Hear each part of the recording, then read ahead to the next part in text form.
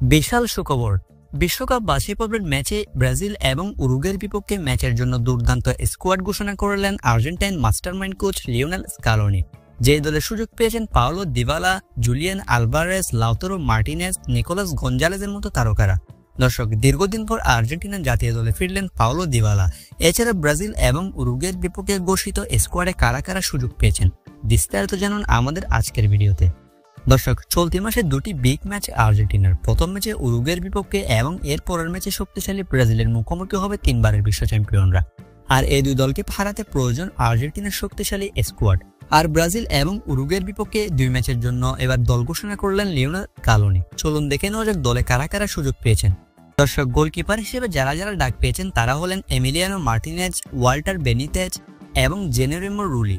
Defender হিসেবে থাকবেন Nahuel Molina, Gonzalo Montiel, Cristian Romero, German Pezzella, Leandro Balerdi, Nicolas Otamendi, Juan Foyth, Nicolas Tagliafico এবং Facundo Medina.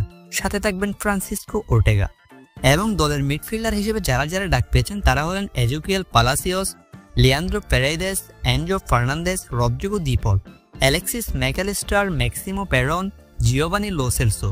এবং forward লাইনে যারা যারা ডাক পেয়েছেন তারা হলেন Thiago Almada, Benjamin Dominguez, Giuliano Simeone, Alejandro Garnacho, Nicolas Gonzalez, Lionel Messi, Nico Paz, Claudio Echeverri, Paulo Dybala, Lautaro Martinez, Julian Alvarez, Santiago Castro এবং অ্যাঞ্জেল কোরেয়া।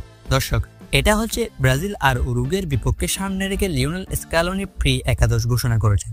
তবে এই একাদশ থেকে কয়েকজন ফুটবলার বাদ যাবেন। মোট 26 জনের আরও একটি চূড়ান্ত দল ঘোষণা করবেন লিওনেল স্কালোনি।